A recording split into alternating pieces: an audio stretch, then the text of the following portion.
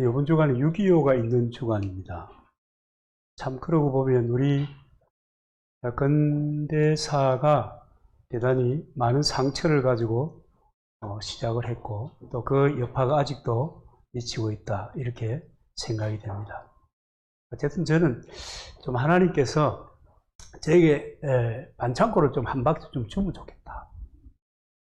반창고를 한 박스 좀 줘가지고 그걸 상처 있는 사람들에게 이렇게 붙여주시면 여러분 하나님의 반창고와 사람들의 반창고가 차이가 있을 것 아닙니까? 그리고 또 사람들이 상처가 없는 사람이었거든요. 나는 상처가 없는가 싶어도 어느 순간에 또 어떤 상황을 만나면 필요 이상으로 과민하게 반응하는 그런 경향이 있지 않습니까? 상처가 너무 많아요.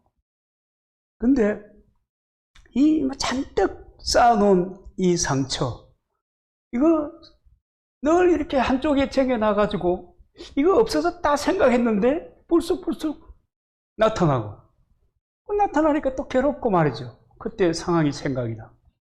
또 이게 나만 괴로우면 괜찮은데 다른 사람을 찌르네? 그 상처를 통해서. 그럼 그 상처를 찔림을 받은 사람은 괜히 억울하잖아요. 내가 뭐 어쨌기. 그렇게 상처를 떨쳐버리지 못하고 상처를 주고받으면서 세상을 삽니다. 다른 것들은 다 잊혀져 가요. 근데 신기한 거는 말이에요. 이 상처라고 하는 유통기한이 없는 거라. 이 세상에서 만들어지는 것 가운데 유일하게 유통기한이 없다. 야, 이거 잊었을까 싶으면 또 벌써 나타나가지고 괴롭히고. 이게 이제는 내가 이 세월을 보내기 때문에 이제는 괜찮지 않을까 생각했는데 또 드러나는 거예요. 그러니까 이 상처라고 하는 것은 도무지 도움이 되지 않습니다. 그래서 사람들이 생각하는 것은 어쨌든지 상처를 건드리지 말자. 어쨌든지 건드리지 말자. 괜히 그거 덧나면 모두가 피곤하니까 그거 건드리지 말고 살아가는 것이 좋다고 생각하고 사는 겁니다. 근데 그럼에도 불구하고 이놈의 상처는 건드리지 않아야 되는 것이 아니라 고쳐야 되고 치료해야, 그래서 짐을 들어주어야 하는 대단히 중요한 인격을 형성하는데, 세상을 살아가는데 대단히 중요한 것, 바로 그 상처를 치료하는 것일 것입니다. 그 상처가 치료돼야 오늘이라고 하는 이 현재의 삶을 좀 충실하게 살아갈 수 있어요. 그리고 하나님께서 우리를 부르신 부름의 목적을 따라서 살아갈 수가 있게 되는 것입니다. 늘 상처에 걸려가지고 매여가지고 이 고리를 끊지 못해서 살아간다고 하면 정말 너무 아프고 너무 슬픈 그런 상황이 계속 반복될 것입니다. 그런데요, 이 상처라고 하는 것이 특징이 뭐냐면 나는 없는 것 같고, 특별히 착하게 살아가는, 법 없이 또 살아갈 나는 전혀 이런 상처가 없을 것 같은데 이 상처는 선한 사람에게도 오고 악한 싸가지 없는 인간에게도 오고, 그게 문제인 거예요. 여러분, 다르게 얘기해 보면 인생은요, 상처를 받으면서 삽니다. 상처는요, 사실은 우리가 이제 늘 거절하고 이건 싸워야 하나, 이건 쟁여 놓아야 하나, 뭐 이걸 어떻게 풀지 이렇게 고민하면서 살아서 그렇지, 사는 과정, 그 과정 속에서 함께 되는 그 대부분의 것들이 상처들을 통해서 우리가 성장하기도 하고 또 우리가 좌절하기도 하는 것입니다. 그런데 문제는 뭐냐면 이 상처를 내가 어떻게 해석하느냐 하는 것입니다. 이 상처의 의미를 어떻게 볼 것인가. 그 다음에 이 상처를, 이 고통을 내가 어떻게 반응해서 넘어갈 것인가 라고 하는, 이것이 인생을 성공적으로 살아가느냐, 그 다음에 참 힘들게 살아가느냐 하는 것을 결정하는 대단히 중요한 문제가 될 것입니다. 우리 여러분 요셉하면 여러분 스트레스 안 받습니까? 저는 요셉하면 스트레스 많이 받아요. 근데 제게 스트레스를 주는 이 왜 스트레스를 주냐고요? 요셉은 30살에 총리가 됐잖아요. 노예가. 상상도 할 수 없는 큰 나라 애굽의 총리가 됐잖아요. 제가 욕망이 꿈틀거릴 때마다 스트레스 같아요. 요셉. 이 요셉에게도 그런데요. 시련과 고통이 상처가 많았습니다. 형제들에 의해서 구덩이에 던져졌습니다. 다행히 목숨을 건집니다. 이스마엘 상인들에 의해서 애굽의 종으로 팔려갑니다. 그리고 보디발의 집에서 그 보디발의 아내의 유혹을 거절하다가 감옥에 갇히게 됩니다. 요셉은요, 정말 인생의 가장 중요하고 가장 역동적인 시간을 이 상처와 함께 살았습니다. 그리고 요셉이 정말 부럽고 질투가 나고 어떨 때는 싶은 것은 이 요셉은 말이에요. 그 상처를 통해서 예수님의 심성을 점점점 갖게 되어가는 것입니다. 너무 부러운 거예요. 여러분 집에 가시거들랑 요셉을 다시 한번 읽어보시길 바랍니다. 고통당하지 않는 사람 없는데 그러면서도 이 고통 없이 어떻게 하면 인생을 성공적으로 살아갈 수 있을까? 우리의 인격이 정말 훌륭한 사람이 될 수 있을까? 이렇게 생각하는 겁니다. 그러나 여러분 고통이 없이 인격적인 성숙이나 삶을, 세상을, 타인을 바라보는 안목이 깊어지는 것은 여러분 기대하지 않는 것이 좋습니다. 왜냐하면 질그릇 같은 우리들을 다루시는 하나님의 손길, 그 손길, 그 가운데 하나가 시련과 고통이라고 불리는 상처입니다. 그러니까 이게 내게만 있는 것이 아니라 복음송도 있잖아요. 왜 나만 겪는 고난이 나고. 나만 겪는 게 아니에요.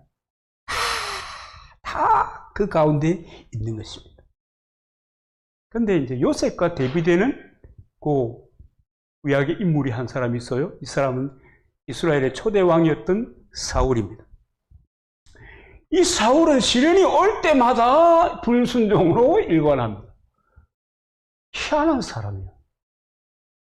시련이 올 때마다 승리해야 될 텐데 어떤 사람은 시련이 오는 것을 통하여 더욱더 그리스도를 닮고 하나님을 닮고 인생의 변곡점을 삼아가는데 이 사울은 전혀 반대인 것입니다.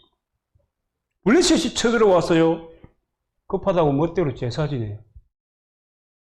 제사만 지냅니까? 엔톨에 사는 무당에게 찾아가서 이게 어떻게 되겠노? 하고 물어보는 겁니다. 사울은 시련이라고 하는 하나님의 이 공부 시간, 그 감옥에서 완전히 낙제점을 받게 됩니다. 그리고 사울은 무너지게 되는 것입니다. 여러분, 그리스도인에게 시련이라고 하는 것은 우리의 믿음을 보여줄 수 있는 절호의 기회다. 아멘입니까?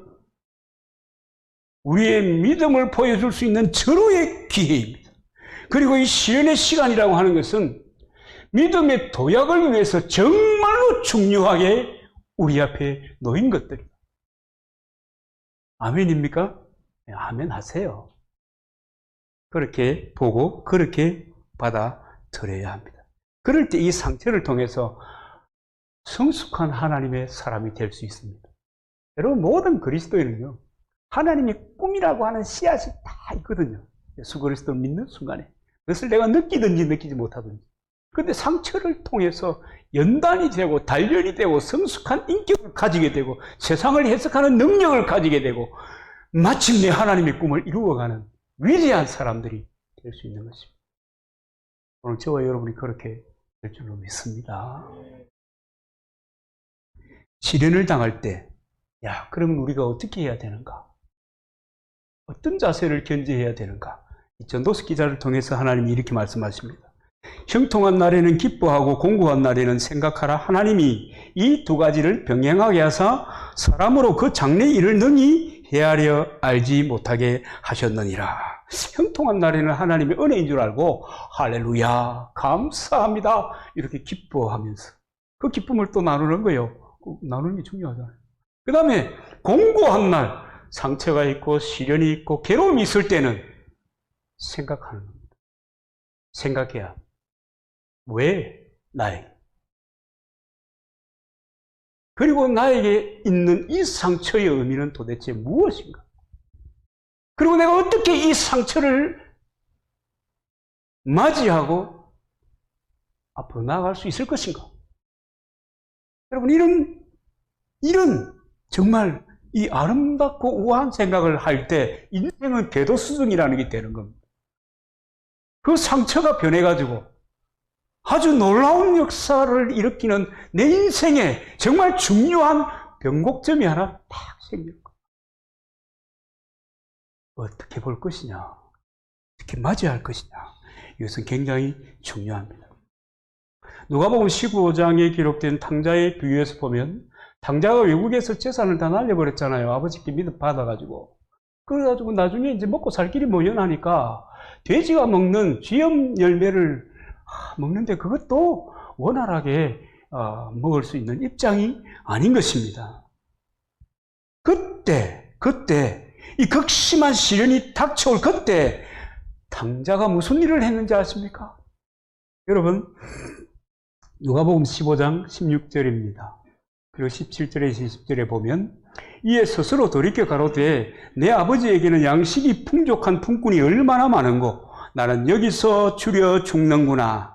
내가 일어나 아버지께 가서 이르기를 아버지여 내가 하늘과 아버지께 죄를 얻었사오니 지금부터 아버지의 아들이라 일컬음을 감당치 못하겠나이다. 나를 품꾼의 하나로 보소서 하리라 하고 이에 일어나서 아버지께로 돌아가니라 이겁니다. 이에 일어나서 아버지께로 돌아가니라. 심각한 시련이 자기에게 닥쳤을 때 이에 일어나서 아버지께로 돌아가리라. 탕자가 잘하는, 대단히 잘한 자신의 삶의 궤도를 적극적으로 수정해가지고 아버지께로 가는. 그러니까 이 탕자가 계속 더러운 놈이 아닙니다. 이게 싸가지 없고 말이야. 아버지 재산이나 탕진하는 이런 인간이 아니야. 결정적인 순간에 아버지께로 돌아가는 삶의 궤도를 정상적으로 만들어 놓는 거예요. 놀랍지 않습니까? 아니, 탕자에게서 이런 일이? 우리는 살면서 사실은 너무 자주 실수하고 넘어지잖아요. 너무 자주 넘어지잖아요. 안 넘어져요? 여러분, 포장이 잘 됐어요. 포장 잘 돼도 넘어져요. 넘어져요. 그렇지만은 잠언 24장에 보면은 대저 어인은 7번 넘어질지라도 다시 일어난다 이렇게 얘기했습니다. 그렇기 때문에 문제가 생기고 시련이 오고 고통이 오고 상처가 되어가지고 죽을 것 같은 그런 고통이 밀려오면 하나님께서 내 인생의 변곡점을 만드시기 원하시는구나. 내 삶의 궤도를 수정하기를 원하시는구나. 할렐루야! 그러면서 살펴야 생각해. 왜? 무엇 때문에? 나에게 이런 일이. 그리고 하나님의 꿈을 통해서 내 상처를 투영해 보는 거예요. 멋있는 일이 일어납니다. 여러분, 하나님의 인도하심에 대한 확신이 있습니까? 하나님은요, 우리를 전혀 인도하지 않는 것 같은 느낌이 든 정도로 지켜보는 것 같은데 하나님 우리를 인도하세요.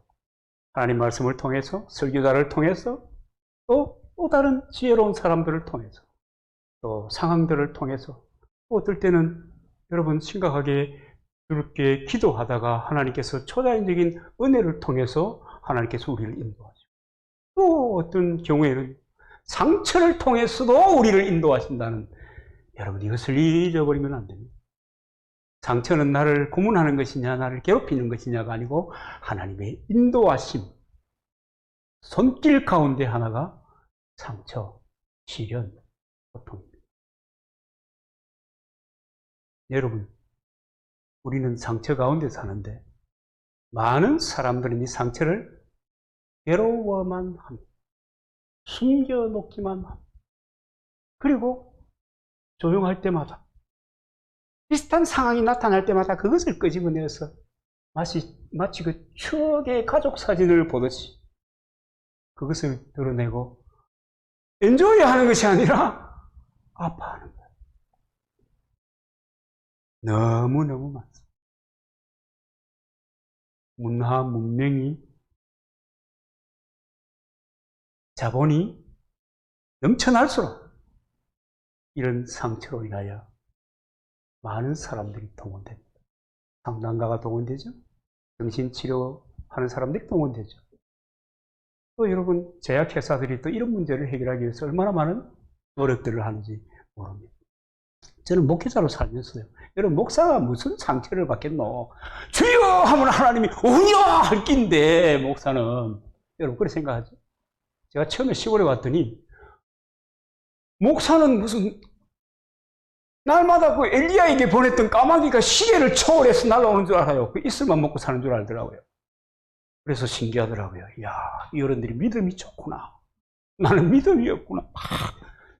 처음에는 내 믿음 없음을 가지고 아주 애통해했던 그런 시절이 있습니다. 목사도 상처가 많아요. 저는요, 어떨 때는요, 자는데 숨을 못 쉴 정도로 스트레스가 많아요. 그래가지고, 제 근처에 사는 사람 있잖아요. 놀래가지고. 그런 적도 있고요. 정말 편하게 이렇게, 하여간 여러분, 상처, 극심한 고난, 오죽하면 여러분, 교단을 버리겠습니까? 거기에서 보낸 세월이 얼마인데.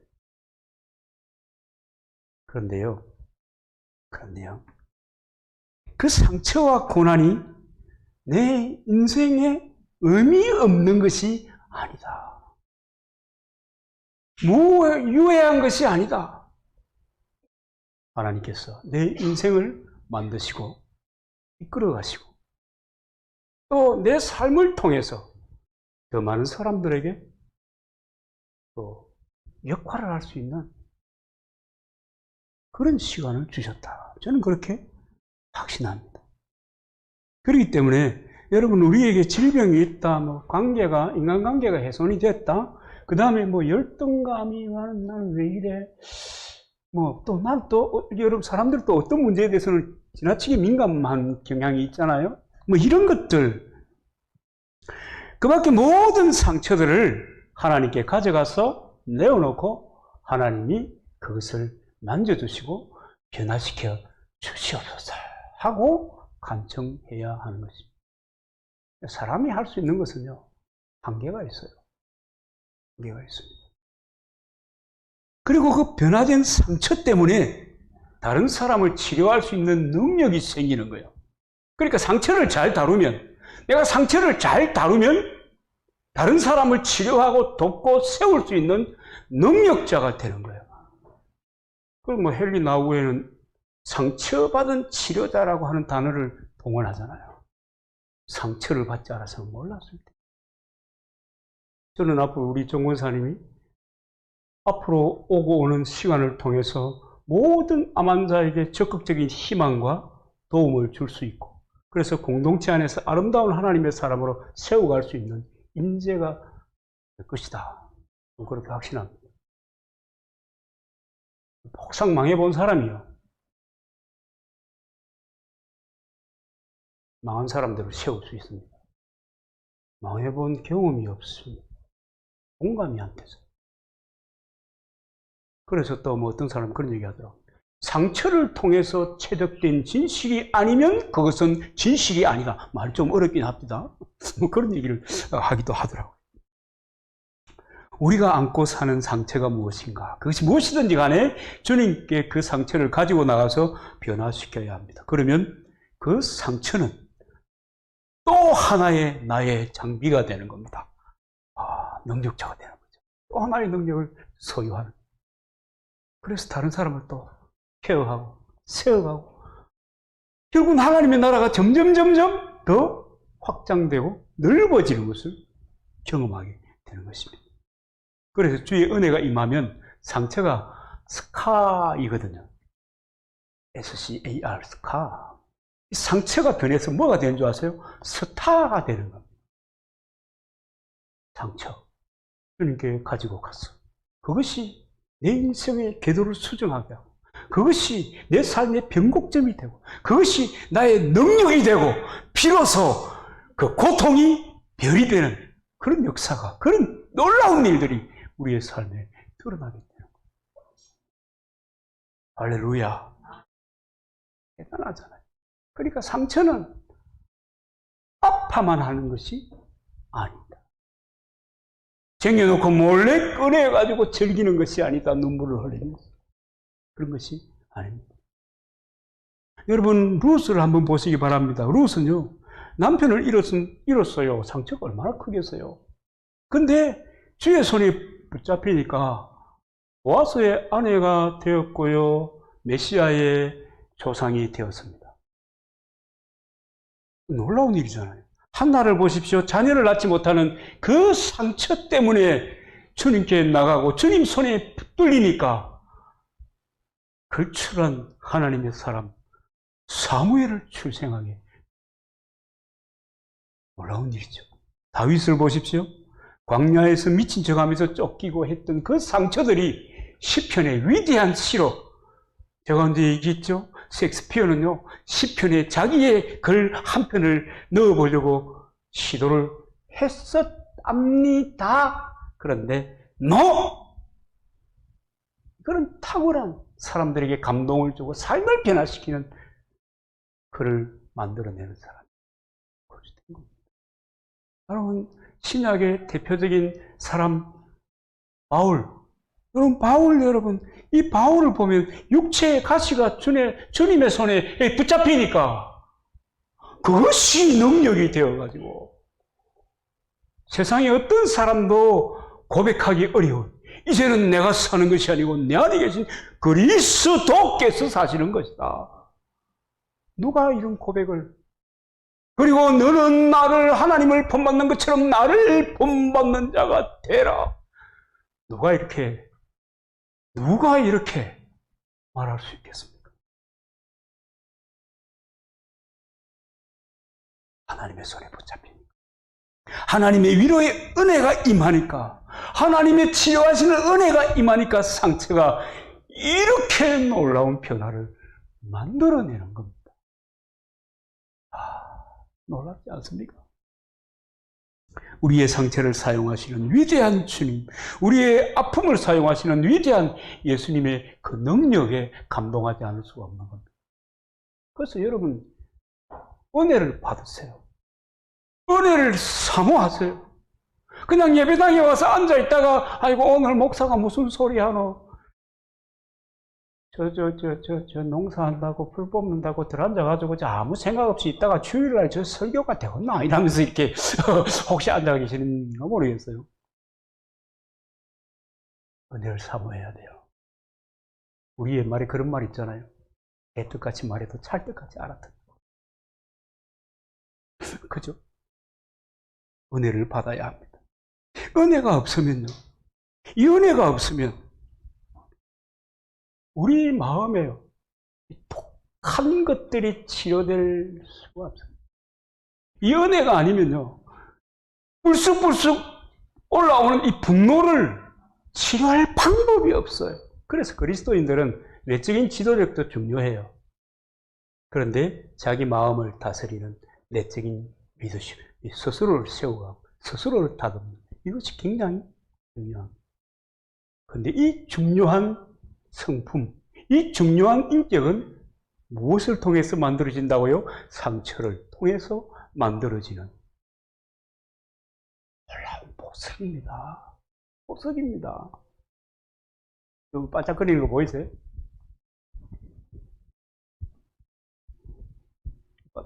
보이세요? 멋지지 않습니까? 이런 건 아무것도 아니에요. 다시 여러분, 요셉을 다시 주목하게 되면,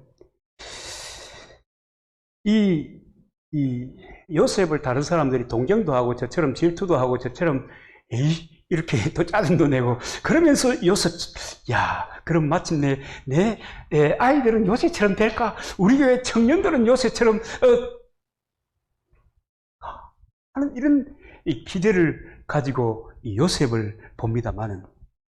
그런데 요셉은요, 정말 수없이 많은 상처를 입었고, 그 상처를 이겨내었고, 하나님의 거룩한 믿음의 삶을 정말 잘 감당한 사람이 바로 요셉입니다.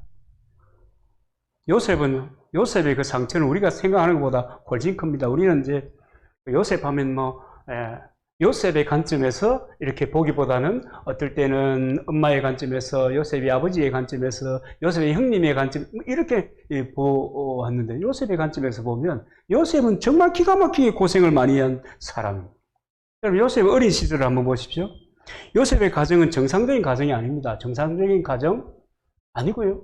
요셉의 아버지가요, 색시가 4명이나 돼요. 얼마나 많아요? 색시가 4명. 그런데 남편의 사랑을 제일 많이 받는 사람이 라헬이었습니다. 그래서 이 공평하다 하는 말을 쓸 수 있었는지 모르겠지만은, 남편의 사랑을 가장 많이 받는 라헬에게는 다른 세 아내가 10명의 자녀를 생산할 동안에 한 명의 자녀도 낳지 못했습니다. 공평하다 이렇게 얘기하면 되나요? 그런데 이 라헬이요, 여러분 살펴보시면 알겠지만은 아주 질투가 많은 여자입니다. 그래서 하나님께 기도하는 거예요. 하나님, 뭐 하는 겁니까? 아들 줘야지. 그 하나님께서 하도 그러니까 공평의 원칙을 깨시고 응답하셔서 아들을 주셨습니다.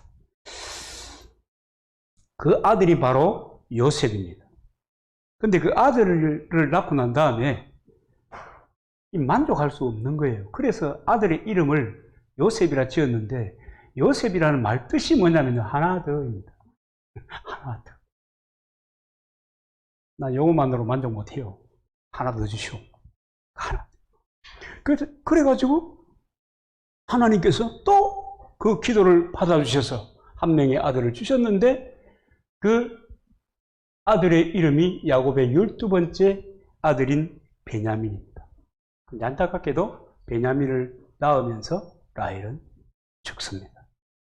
그런데 이제 이 부분에서 이제 우리는 늘 라헬과 야곱의 관점에서만 보면은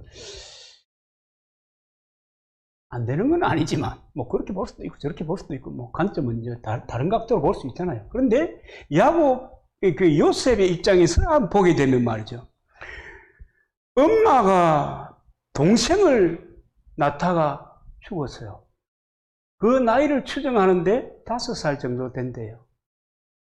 이 어린 나이에 엄마가 죽는 것을 경험하는 거예요. 여러분, 이 상처가 결코 만만한 것이 아닙니다. 저는 4학년 때 아버지 돌아가셨는데, 중요한 것을 생각해야 될 때마다 아버지의 무덤에 가가지고, 아버지. 저 옛날에 여러분 이용복이라고 하는 맹인 가수 생각이 나요?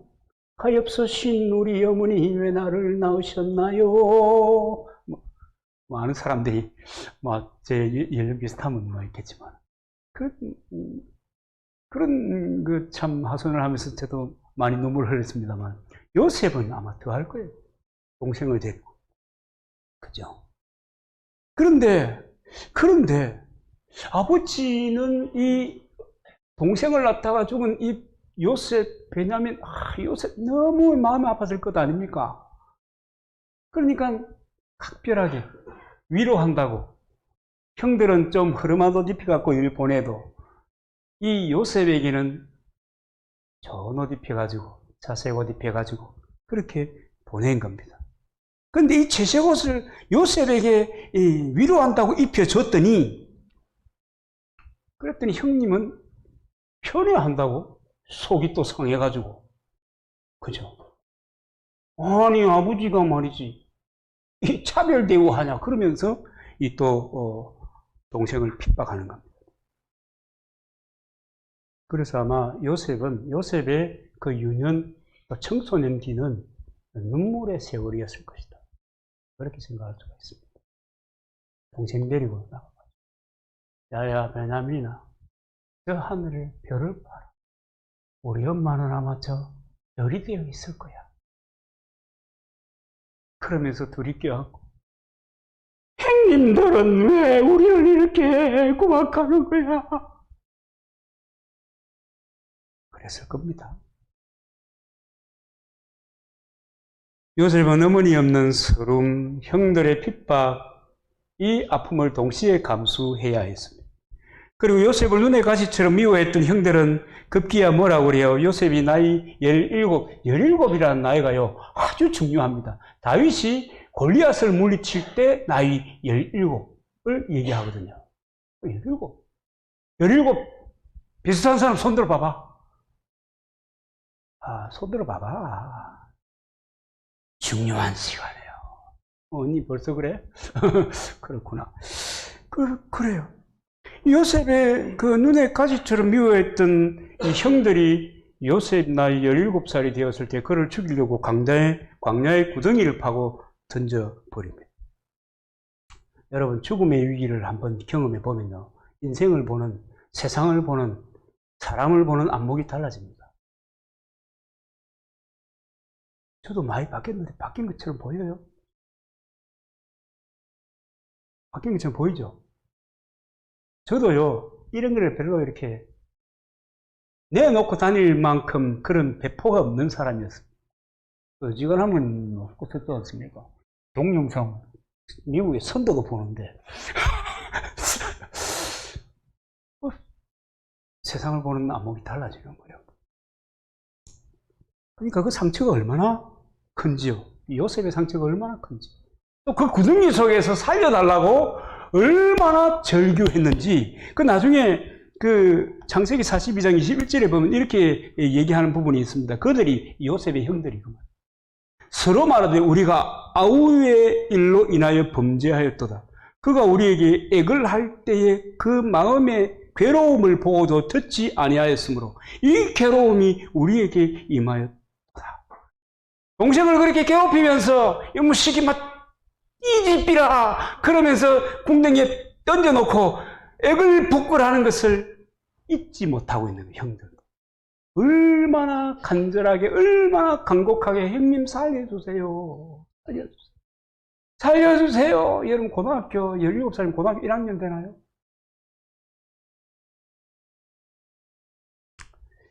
동생의 간절한 절규에도 불구하고 형들은 동생을 외면했고, 여러분 형이 동생을 형들이 죽이려고 하는 그 경험을 한 요셉의 상처는요,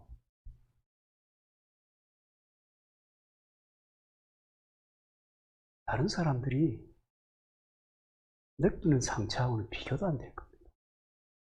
가장 믿고 신뢰했는데 와가지고 시기들을 죽인 살인자, 그런 사람 있잖아요.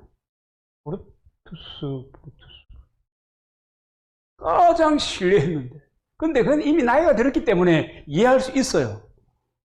너 맞아요. 그러고 가잖아요. 요셉처럼 이 어릴 때 이 뭔가 정신이, 생각이 정리되지 않는 형성되어가는 시절에 그것은요, 어마어마한 충격입니다.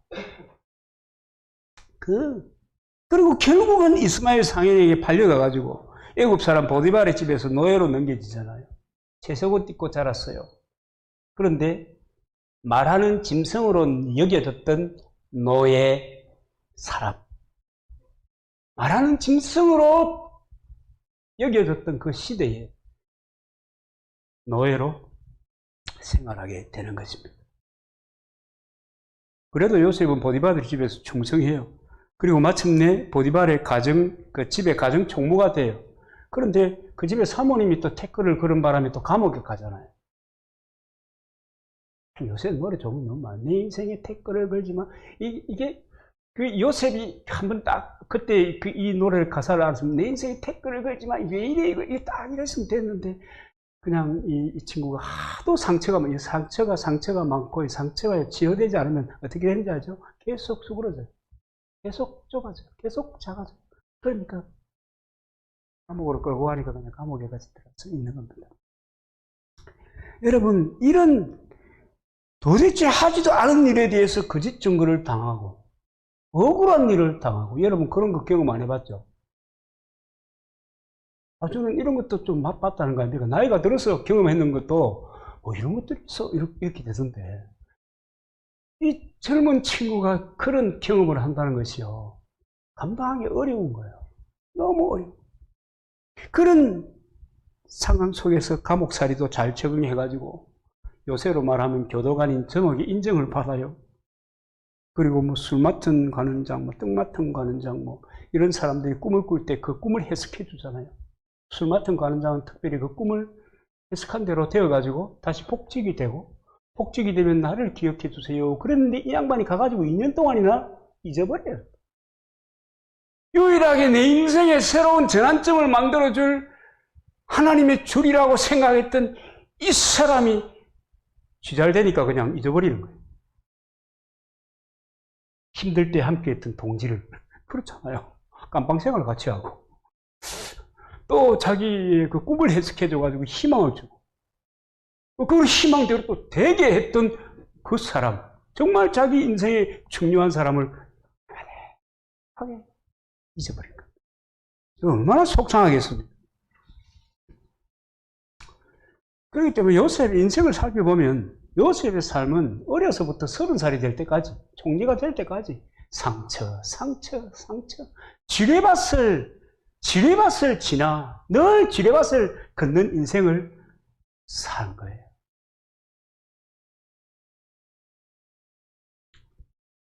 그런데 이제 궁금한 거는 그죠? 이런 어마어마한 상처, 뭐 배반의 상처는 이런 말할 수 없고, 그죠? 상실, 사람이 동원할 수 있는 안 좋은 것들 전부 동원해도 요셉에게는 못 알아요.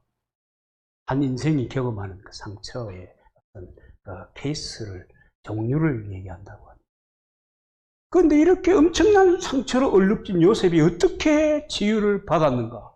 그 상처를 치유하신 이가 누구인가? 누구인지 우리는 답을 알고 있습니다. 저는 어릴 때 그 초등학교 2학년 1학기 때까지 영도에 살았거든요. 그 영도에서는 청학국민학교 다니는 아이들하고 봉학국민학교 다니는 그때 지금은 초등학교지만 무슨 놀이를 하고 놀았는가 하면 연탄재를 던지면서 전쟁하는 놀이를 하면서 놀았어요. 그러다가 은근히 돌 한 개 잡고 던지면 이제 그러다 제가 연탄재쯤이야 딱 받았는데 돌이 탁 날아가지고 제가 흉터가 있어요, 이마에. 돌을 파단 거예요. 그래갖고 울면서 집에 갔더니 엄마가 그때 뭐 해준 줄 아시죠?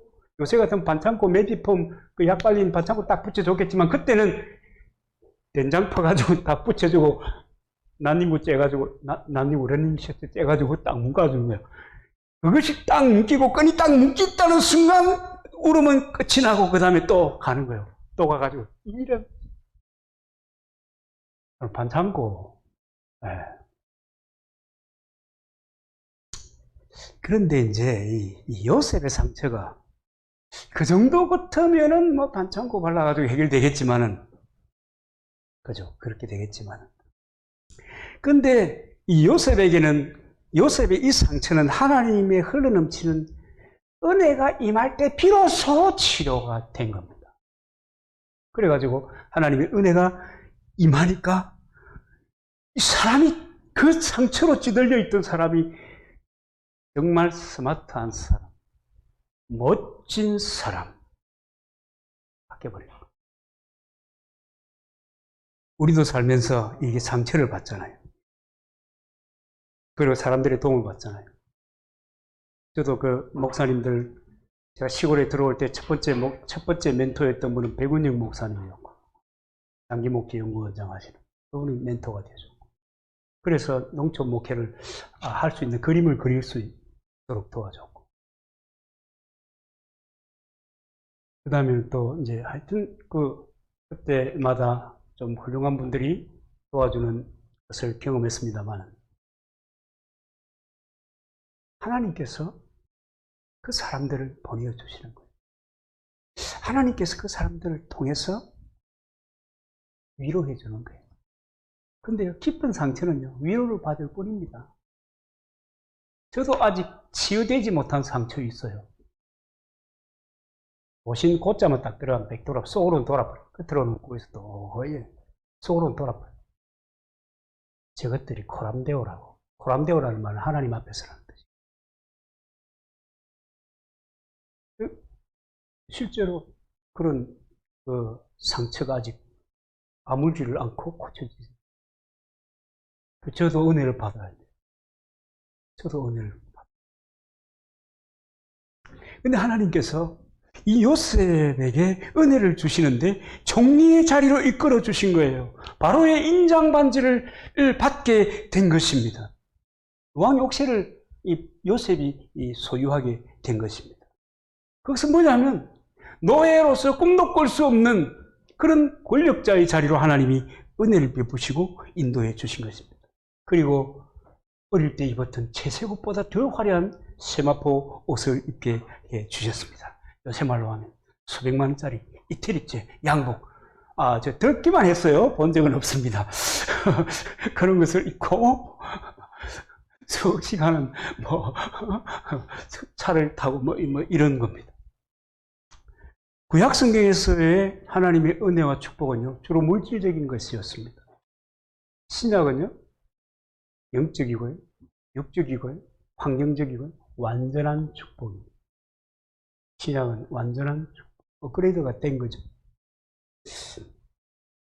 하나님께서 채워주시는 은혜는 하나님께서 축복이 임하면 그렇게 변하는 겁니다. 요셉에게 있던 상처로 골마 터진 도끼가 다 사라져버리고 은혜 받은 자로서의 다른 사람을 배려하는 모습으로 사람이 변하는 거예요. 날카로웠던 사람이 다 변하는 거예요. 여러분, 은혜가 없으면요, 하늘에서 비가 내리지 못할 때 논바닥 갈라지는 거 봤죠? 우리 인간의 마음이 그렇게 갈라지는 거예요. 그래서 도끼가 쌓이고요, 분노가 팽천하게 되고요, 걸리기만 해봐라 이렇게 되고요, 은혜의 단비가 내리면 그 갈라졌던 땅바닥이 다 아무는 것처럼. 그래서 여러분, 은혜를 사모하고 살아야 돼요. 은혜를 받아야 돼요. 은혜가 있어야 사람이 사람답습니다. 그리스도인이 그리스도인답게 세상을 해석하고 세상을 수도하면서 또 세상을 섬기면서 살아갈 수가 있어요. 도끼를 제거하는데 청혈주스도 중요하고 해독주스도 중요하고 이런 것도 중요합니다. 여러분, 저도 굉장히 돈 많이 받거든요. 은혜를 받아야 싹 다 바뀝니다. 완전히 바뀌는 거예요. 이 놀라운 은혜가 임하는 겁니다. 그래가지고 이 요셉이 은혜를 받고 난 다음에 나타난 현상이 뭐냐면 이 용서하는 마음이지. 오늘 본문에 보면 애들을 낳는데 이름을 다요?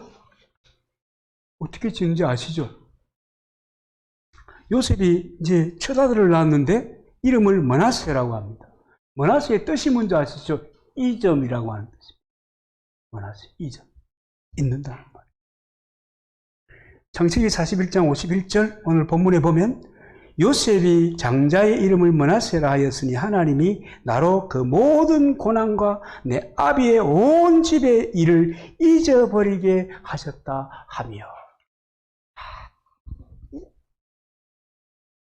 아들의 이름이 므낫세요.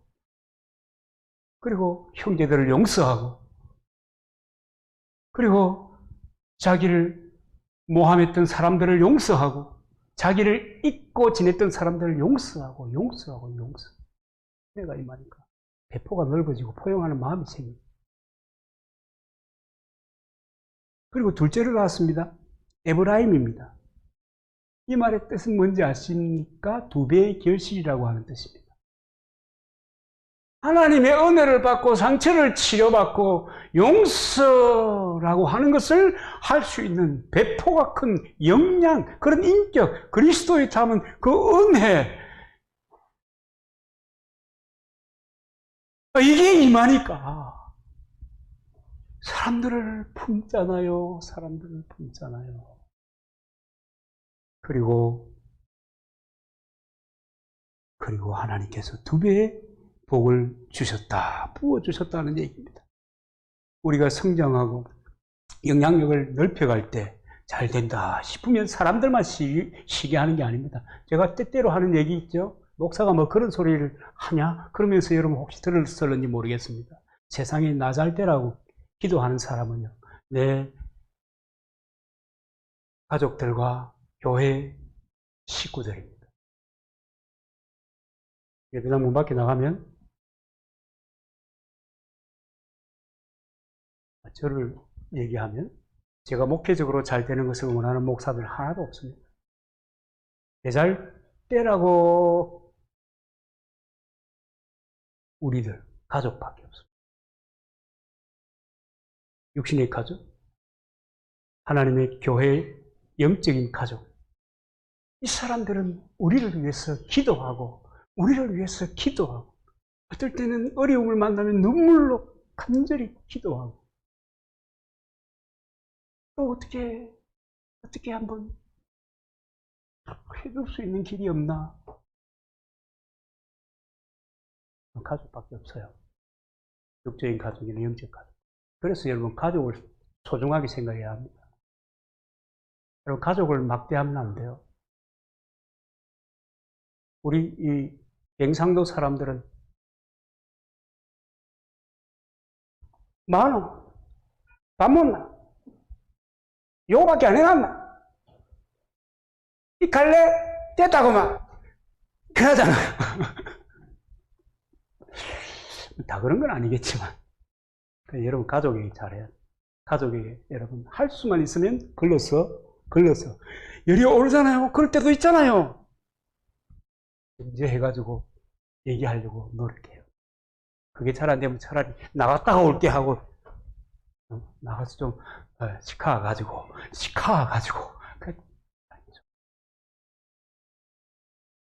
영적인 가족, 식구들밖에 없어요.